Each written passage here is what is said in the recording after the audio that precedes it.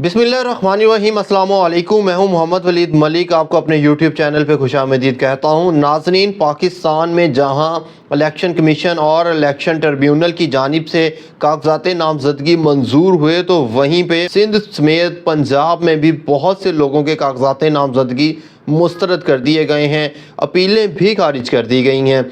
किन किन लोगों की अपीलें खारिज की गई हैं, उनमें शाह महमूद कुरैशी सर फहरिस्त हैं। शाह महमूद कुरैशी साहब के अगरचे उमर कोर्ट से और उनके बेटे जैन कुरैशी के उमर कोर्ट से कागजात नामजदगी मंजूर किए गए, लेकिन मुल्तान से उनके कागजात नामजदगी मुस्तरद कर दिए गए। उसके अलावा सिंध की बात की जाए तो सिंध में इलेक्शन ट्रिब्यूनल ने फहमीदा मिर्ज़ा, जुल्फ़िकार मिर्ज़ा PS 108 से, पाकिस्तान सुन्नी तहरीक के सदर सरवत इजाज़ कादरी साहब के कागजात नामजदगी भी मुस्तरद कर दिए हैं।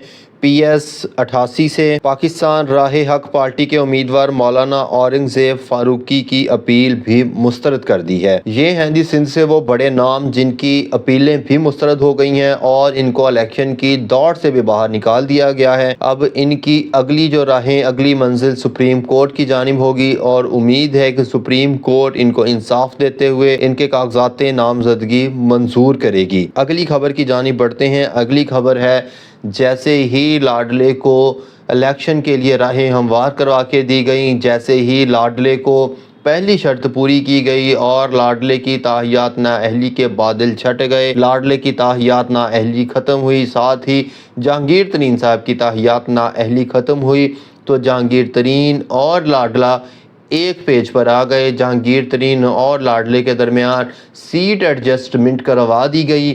सीट एडजस्टमेंट में जहांगीर तरीन साहब ने जितनी सीटें मांगी थी, अलबत्ता उतनी सीटें तो नहीं दी गई, लेकिन लाडले को समझाया गया कि इनको सीट दे के, इनको अपने साथ चला के तो शायद तुम्हारा कोई फ़ायदा हो जाए, वरना इमरान खान तुम्हें ले दे जाएगा।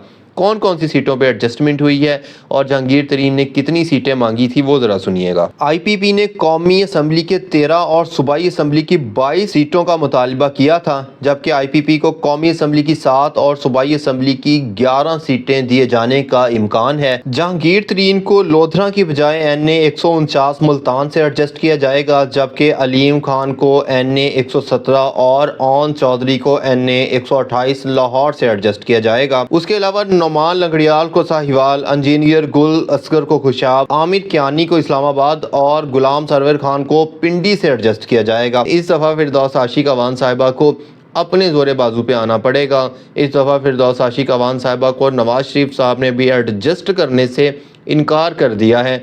फिरदौस आशिक अवान साहिबा को कोई एडजस्टमेंट नहीं मिल रही। किस किस को एडजस्टमेंट नहीं मिल रही? उनके अंदर फिरदौस आशिक अवान साहिबा हैं, हुमायूं अख्तर साहब हैं, राना नज़ीर साहब हैं, फैसलाबाद से फ़ारूक हबीब साहब हैं और साहिवाल से नूरेज़ शकूर साहब को एडजस्टमेंट नहीं मिल रही। इनको अपने ज़ोरे बाजू पे आना पड़ेगा। आगे नून लीग भी होगी और आगे PTI भी होगी। PTI तो इस वक्त नून लीग को भी ले दे गई है। IPP उनके आगे क्या चीज़ है जिसका बच्चे को पता है कि लाए गए हैं। PTI को तोड़ के PTI के अंदर से एक मुनहरिफ ग्रुप बना के ये आए हैं। एक अहम खबर जो मैं आपको बताना चाहता हूँ कि अलीम खान साहब जो कि लाहौर के इलाका शाहदरा से इलेक्शन कंटेस्ट कर रहे थे, शाहदरा के लोगों ने, अलीम खान साहब की अपनी पार्टी के लोगों ने अलीम खान साहब को मुस्तरद कर दिया है और अंदर खाते वो अलीम खान साहब के ख़िलाफ़ कंपेन कर रहे हैं। अलीम खान साहब की अपनी पार्टी अलीम खान साहब के ख़िलाफ़ कंपेन कर रहे हैं। अलीम खान साहब इस दफ़ा फिर अरबों रुपया लगाएंगे इलेक्शन पे, लेकिन अलीम खान साहब को इस दफ़ा फिर से हार का सामना करना पड़ेगा।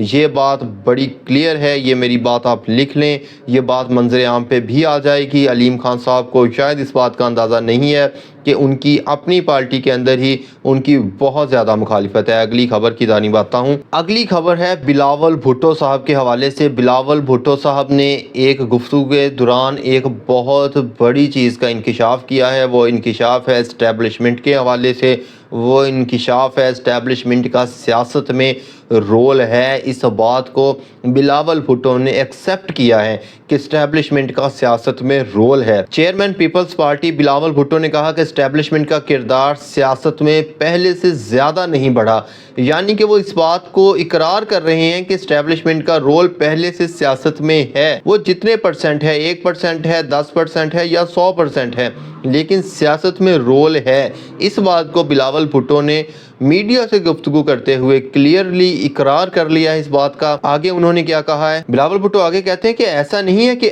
اب برا ہو رہا ہے، ماضی میں اس سے بھی برا ہو چکا ہے۔ خان صاحب اگر بے گناہ ہیں تو انہیں جیل میں نہیں ہونا چاہیے۔ بہت بڑے دل کا مظاہرہ کیا ہے بلاول بھٹو نے، اور سیاسی حریف ہوتے ہوئے بھی انہوں نے اس بات کا اقرار کیا ہے کہ اگر عمران خان صاحب بے گناہ ہیں اور ان کو جیل میں اگر رکھا گیا ہے تو یہ عمران خان صاحب کے ساتھ زیادتی ہے، عمران خان صاحب کو جیل سے باہر ہونا چاہیے۔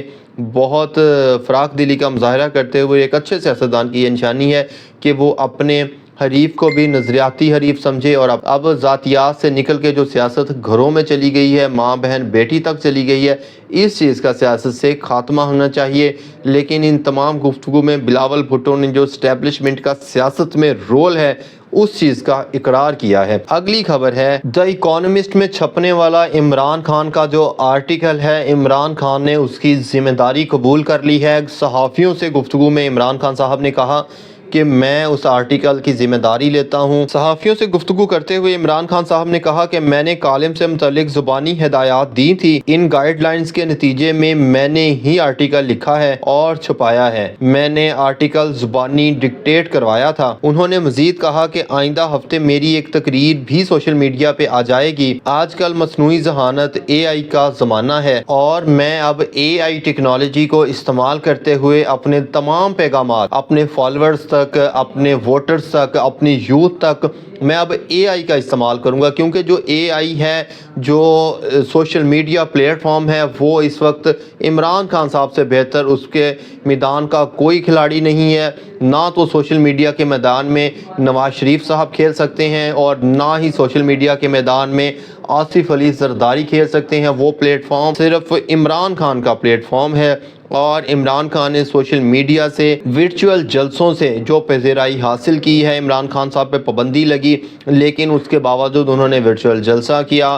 عمران خان صاحب پہ فنڈ ریزنگ پہ پابندی تھی، عمران خان صاحب کے امیدوار، عمران خان صاحب کی پارٹی کے لوگ مارکیٹس میں جا کے لوگوں کے ساتھ ملاقاتیں نہیں کر سکتے، ان کے انویسٹرز کیونکہ اب ان کے ساتھ نہیں ہیں۔ پارٹی کو چلانے کے لیے بہت زیادہ خرچہ چاہیے ہوتا ہے، پارٹی کو چلانے کے لیے، سیکریٹریٹ کو چلانے کے لیے، الیکشن کنٹیسٹ کرنے کے لیے اس وقت جو پارٹی فنڈنگ کی ضرورت تھی، پارٹی کے امیدوار، پارٹی کے سربراہان جو اس وقت پارٹی کو ٹیک آف کیے ہوئے ہیں، وہ لوگوں سے جا کے فنڈ ریزنگ نہیں کر سکتے، اپنے امیدواروں سے فنڈ ریزنگ نہیں کر سکتے، پارٹی پہ پریشر ہے۔ جس کے باوجود بھی عمران خان صاحب کی ہدایت پہ گزشتہ رات جو فنڈ ریزنگ پروگرام کے تحت ایک ٹیلی تھون کیا گیا، اس کے تحت جو فنڈ ریزنگ کی گئی، وہ تاریخ میں نہ تو پہلے کسی نے دیکھی، نہ ہی شاید کوئی دیکھ پائے گا۔ حکومت پاکستان پہ اتنا پریشر تھا کہ PTA کے تھرو انٹرنیٹ کی سروسز بھی سلو کی گئیں، PTA کے through social media websites, YouTube، Facebook اور دیگر سوشل میڈیا پلیٹ فارم کو سلو بھی کیا گیا، جس سے پاکستان میں سوشل میڈیا کا کاروبار کرنے والوں کو اربوں روپے کا نقصان ہوا۔ لیکن ایک شخص کو گرانے کے لیے تمام حدیں پار کر دی گئی اور وہ شخص پھر بھی گر نہ پایا۔ اگلے ولاگ تک اجازت دیجیے، اللہ حافظ۔